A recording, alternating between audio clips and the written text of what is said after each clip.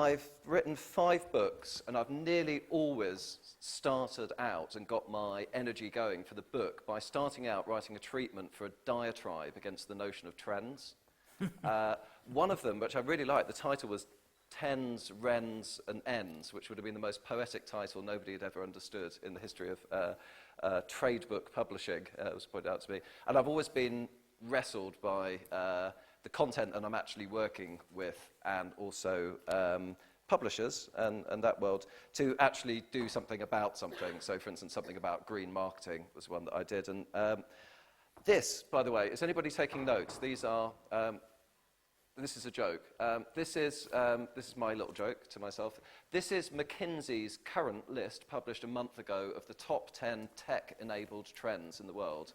And I'm working with just about every single one of these, and I'm absolutely convinced that this list can't turn somebody that's sitting in a corporate tower in Slough into an innovator.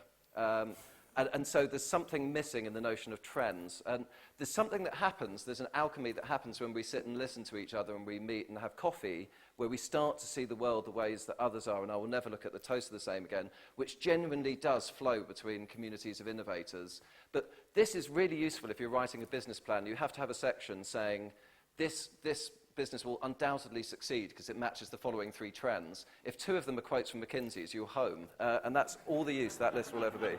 But do write them down if you're writing a business plan. But look at it. It's everything we're talking about. The only things that aren't on there are some of the really more creative discussions about gaming and so forth. But most of what I've been doing is on that list. And I'm convinced they don't get it. It's what Frank Zappa said. Frank Zappa said the computer can give you the answer, but it can't give you the eyebrows. And that just there's no eyebrows. There's no work, there's no struggle in reading this list and repeating. It's great for presentation fodder, which is why I've used it. There's a book. This book was lovingly made as a kind of replica of the previous book that was made as a result of an industrial design process looking at producing a book that did slightly less damage than most books, and was awarded for that, but still does some damage. It's not quite as good as the plant we saw earlier. Although I sell very few of them, so that's a sustainability thing. Now, can you read that?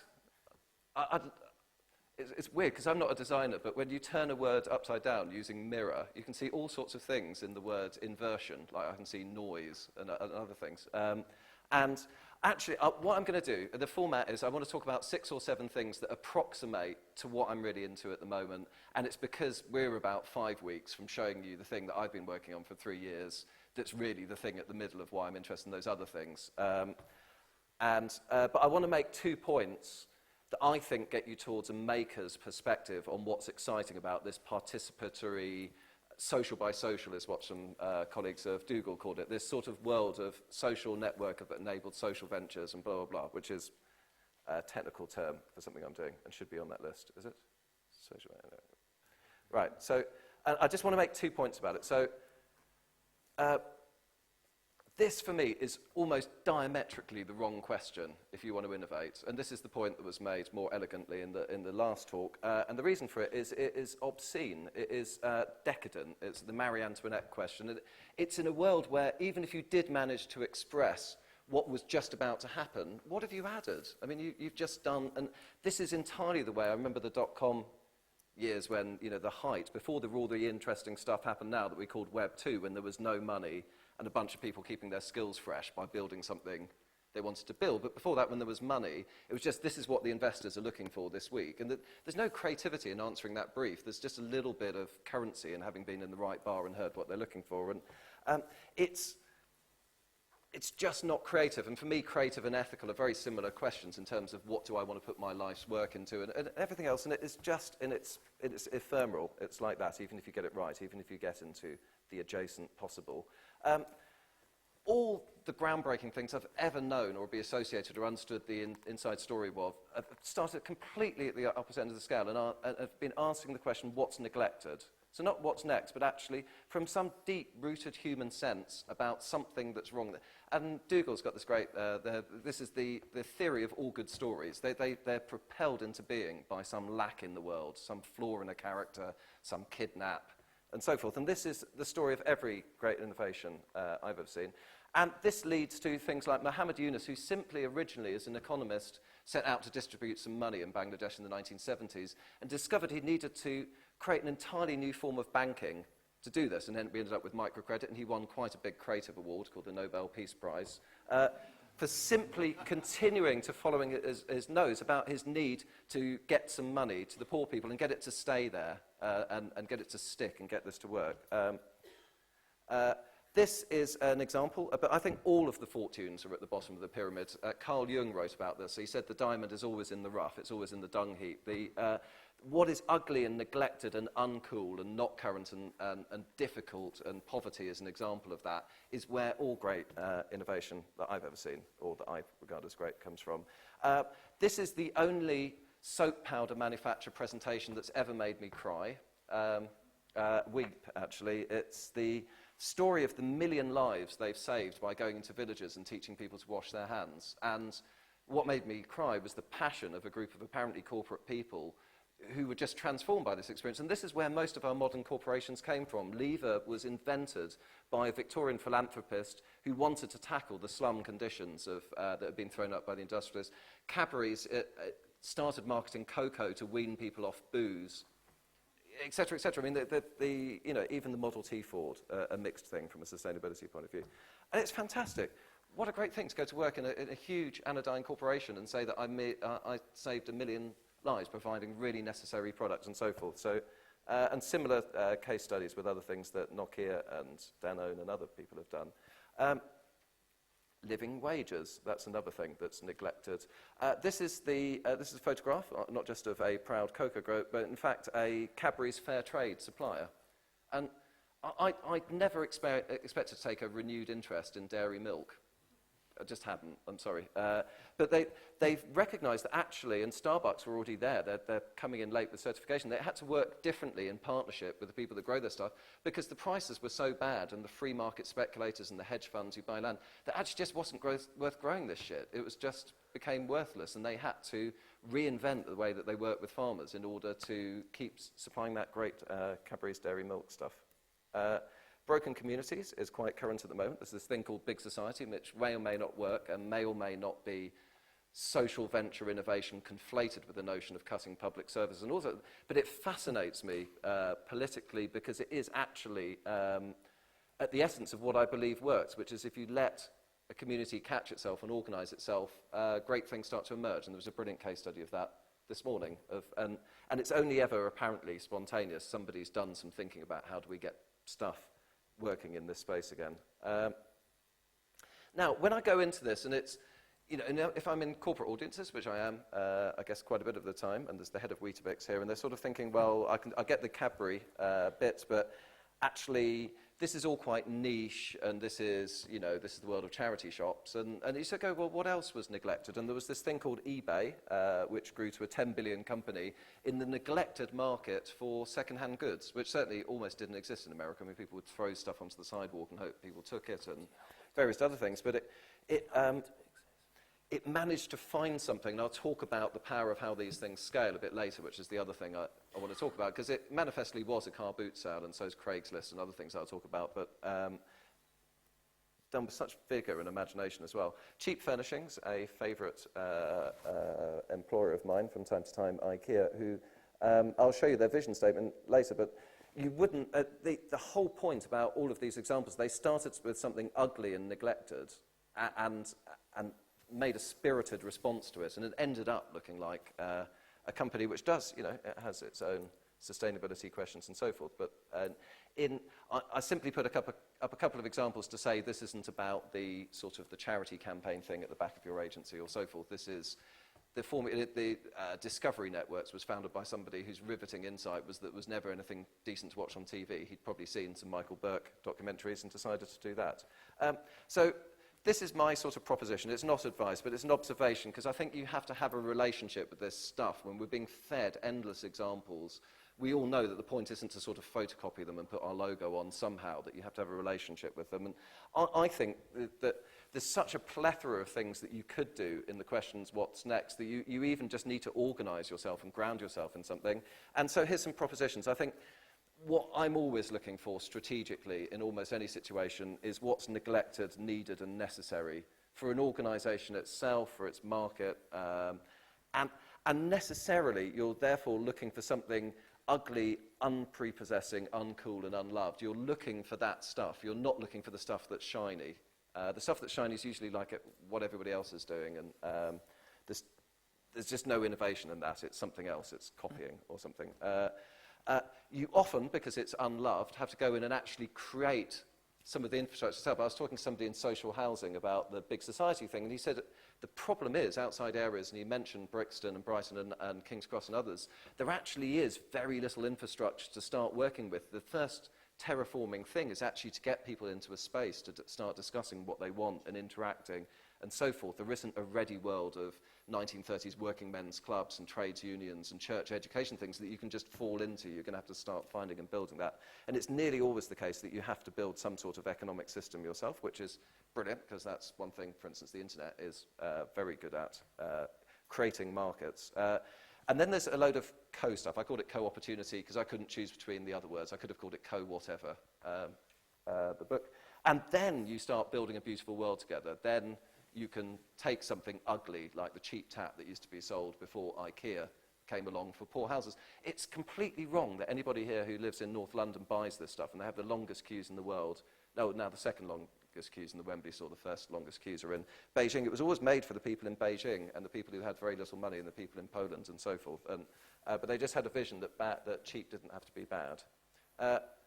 And so here are some lovely ideas.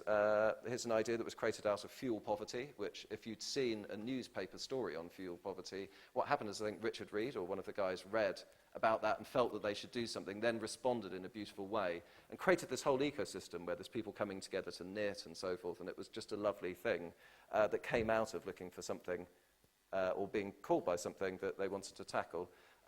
Still one of my favourite business models in the world, and they were talking last year, they were launching Big Issue Invest, and they had an idea, which I hope they'll do, of just adding £1 to the price of one of the issues and making those people shareholders and making it a share certificate and so forth. They think really innovatively about how to piece together business and economic ecosystems.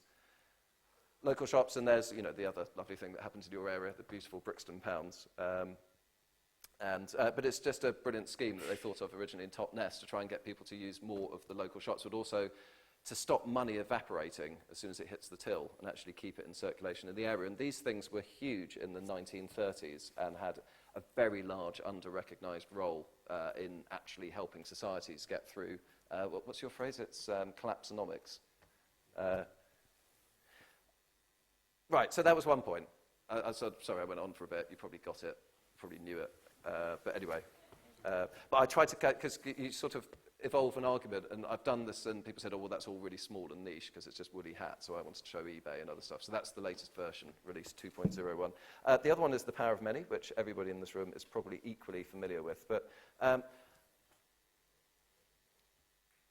and this is, I really love the fact that this is the ex-CEO of eBay saying what I would want to say about the principles of future business. The Power of Many company or organisation utilises the communication and networking powers of modern technology to do things that otherwise would be impossible. But the point is to use technology not only to save costs and improve efficiencies, but also as a way to engage the energy, ideas and goodness of people, their desire to team up with others. And all of that is the guiding light of most of what I've worked on for the last 5 years, and it was what I was trying to write about in that book, which is an anthology of these things.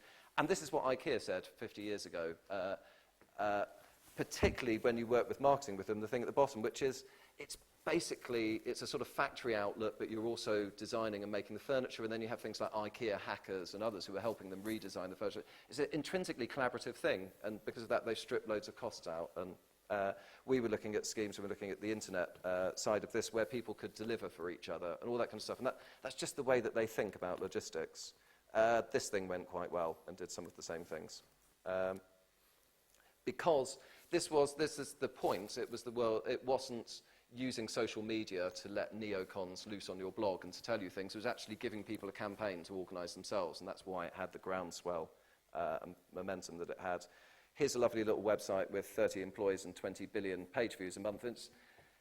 And it's just genius, and the marketing is genius. They're April Fool's jokes when they say, there's an outcry because they say they're going to introduce banner advertising, and the whole world talks about it. And they go, "Oh shit! If you looked at the dates and all this kind of stuff." And it's, but it's founded by people who have very far-reaching views of where all of this is going. And I'm sure some of you have seen this quote, but I love the idea that everyone gets a chance to participate in large or small ways. And I think that's really where it's going with democracy and information and so forth. All of which is a preface to a load of things you would have seen that I like. And I think, and I've known the founders of some of these, and I think they were thinking about this kind of stuff, as opposed to just going, in fact, these people, Zopa, spent 9 months in a barn just saying, where's it all going? And peer-to-peer lending was a sort of outcome of their conversation, but a lot of what they've done right within that was why it took them 9 months to do it. Here's Click Workers, where people can survey. There just aren't enough scientists in the world, professional scientists in the world, to deal with the amount of survey data that's being thrown up. So this wonderful hobby where you can just survey Mars yourself by putting green rings around the craters in this case.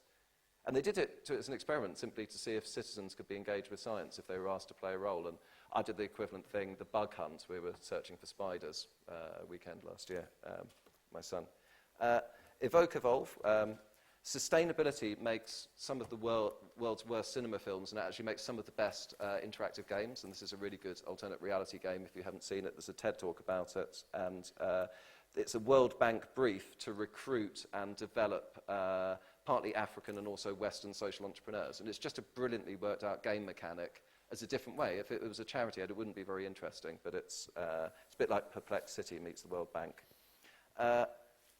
I sort of quite like the example here, but the main point is Kickstarter, which is, the question is, if somebody said, I've got a really cool creative project, like for instance your Dark Mountain project, would people chip in because they'd like to see it happen? And the answer is yes. And this kind of thing is going very well. I quite like this, Graph Fighters. You can get your own characters to fight.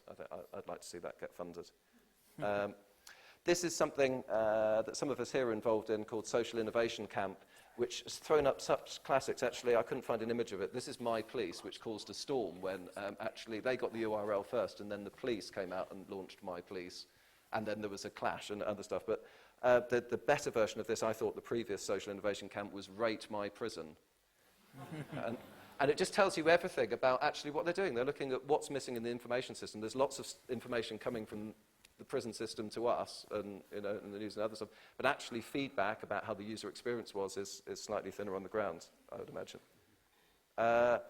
This is a distant analogy to the kind of stuff that I'm doing. This is something where you can rent your neighbour's car, and I looked at this model 2 years ago, and we couldn't crack the insurance bit of it, and they have, which is really cool. Piers is staying somewhere thanks to Airbnb, which is sort of couch surfing for flats and other stuff. This kind of fractional ownership, shared resources and other stuff, this is an area that I've been working with, as you'll see when it comes out.